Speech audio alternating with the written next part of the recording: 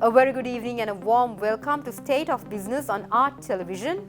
I'm Mariam Vijayaratna. Let's have a look at the headlines first. Government set to drive forward the National Science and Technology Agenda. Sri Lanka's tea sales take a minor dip in October. News in detail. Prime Minister Dr. Harini Amarasuriya held a high-level meeting recently with senior officials from government, technology and IT institutions to drive forward Sri Lanka's science and technology agenda. The discussion focused on the Ministry of Technology's efforts in digitization, artificial intelligence integration and tackling public sector IT challenges. Dr. Amarasuriya emphasized the critical role of technology advancements for national development and review current initiatives in public sector IT services. Among the attendees were Pradeep Saputantri, Secretary to the Prime Minister, Tilaka Jayasundara, Secretary of the Ministry of Education, Science and Technology. Key leaders from Sri Lanka Telecom, the ICT agency, Sri Lanka Computer Emergency Response Forum and the Data Protection Authority also participated in this meeting.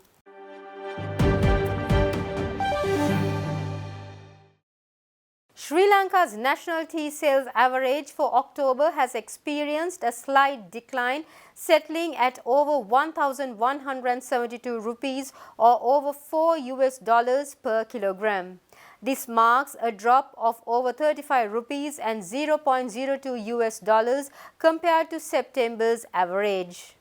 However, on a year-over-year basis, October's average reflects an increase of 44.01 rupees and $0.53 per kilogram from the same period last year, according to the Sri Lanka Tea Board. High-grown teas showed a positive trend with a monthly increase of 6.67 rupees and $0.12 per kilogram and a notable year-over-year gain of 125.60 rupees and $0.77.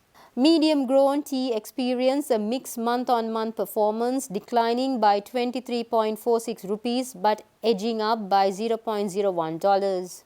Low-grown teas faced declines across both rupee and dollar metrics for the month, yet posted a year-over-year rise of 14.19 rupees and $0.46. Despite monthly fluctuations, cumulative data from January to October 2024 indicates that all tea categories have recorded positive year-over-year growth in both rupee and dollar values.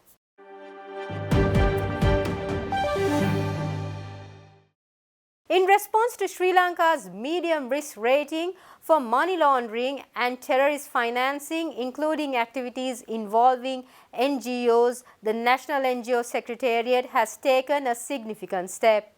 A memorandum of understanding was signed recently with the Financial Intelligence Unit of the Central Bank, bolstering national efforts to curb these illegal activities. This initiative aligns with the guidelines set by the Financial Action Task Force, the global watchdog on money laundering and terrorist financing. With Sri Lanka under a medium risk classification, the FATF has recommended 42 actions for the nation, including legislation to supervise and monitor NGO activities. Currently, Sri Lanka has 1,851 registered NGOs, through only 618 are actively operating.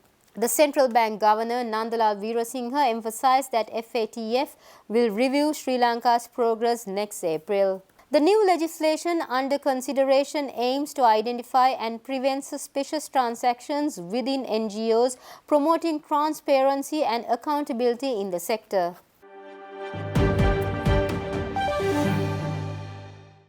Stay tuned, we'll be right back after this short commercial break.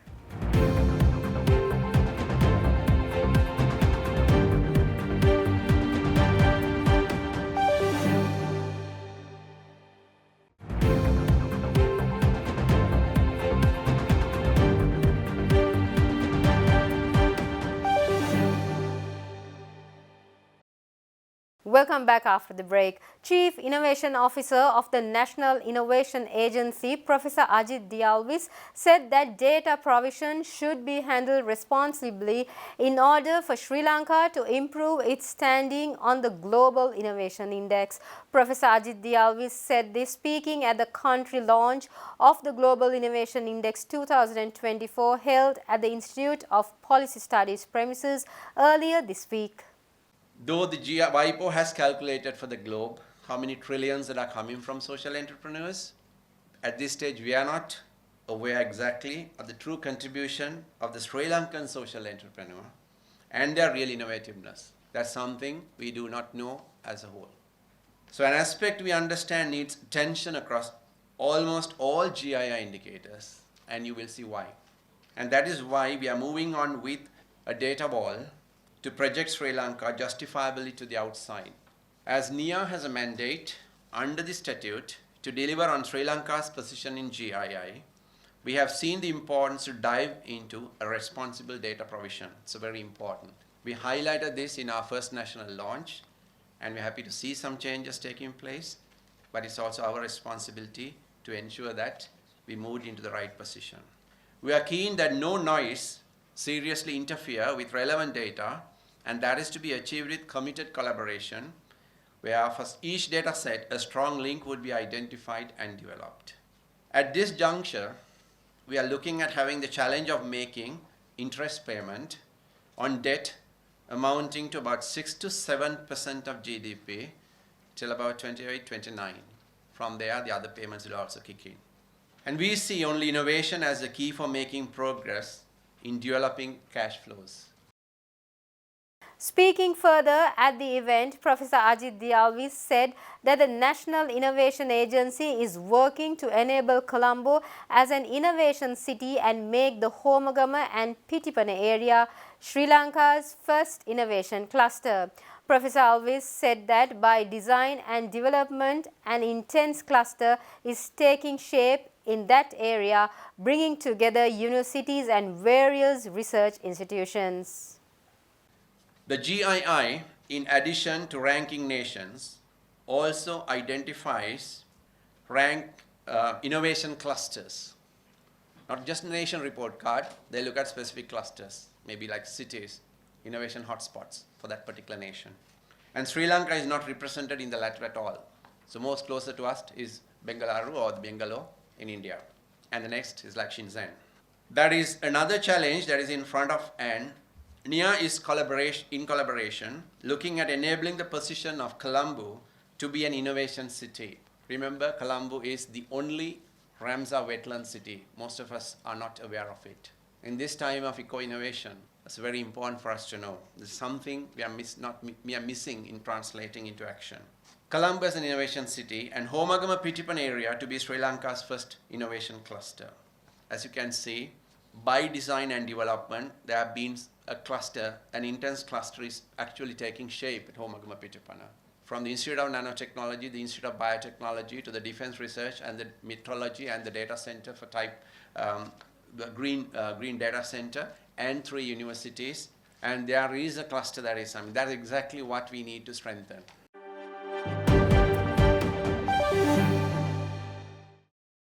Hyperjet Technologies has partnered with Spide Radio Telecommunication Technology to introduce Spide radio-based stations to enhance Sri Lanka's 5G network capabilities. The arrival of Spide Radio products promises a new chapter in high-speed connectivity with intelligent access solutions designed to support Sri Lanka's ambitions in 5G development. Spide Radio's 4G and 5G network solutions aim to expand coverage, improve network clarity, and pave the way for applications in sectors like digital finance, smart industries, and remote learning. Spide Radio's diverse product portfolio includes high-quality indoor and outdoor 4G and 5G base stations, dual-mode stations, and more, all set to enhance broadband penetration across the country. Hyperjet Technologies looks forward to leveraging Spide Radio's scalable and affordable solutions to make Sri Lanka a regional telecom service hub. Hyperjet Technologies, alongside Spied Radio, is well positioned to support Sri Lanka's digital economy and bridge the digital divide with reliable next-generation connectivity. Managing Director Chaminda Karunanayaka expressed optimism about Spied Radio's potential to drive economic growth and technological transformation in South Asia.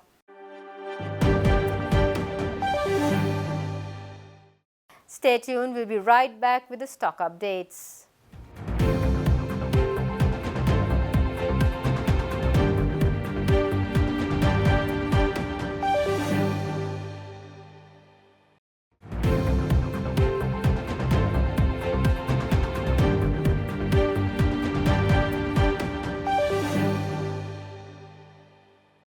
Welcome back after the break. Trading at Colombo Stock Exchange ended on a positive note today.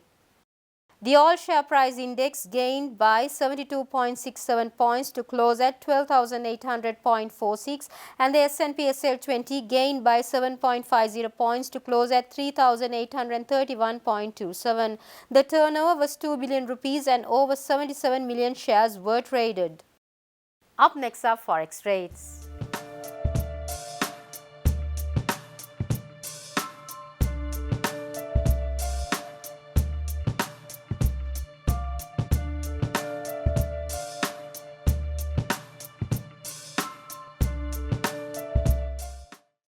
I am sure you can see the world. You also can hear the world. Here we are to bring you a talent show by a team of students who can't see the world. It was a musical event by the visually impaired students attached to the Faculty of Arts of the University of Sri Jayawardhanapura. The musical evening, which has been named as Neranjana 2024, has been organized by the Students' Welfare Association of the Special Needs. More than 2 hours they sang and danced for you. Dean of the Arts Faculty, Professor Shirantha Heen Kenda, Head of the Sinhala and Mass Communication Department, Professor Kusumalata Lankamulla, and a number of dignitaries attended the event.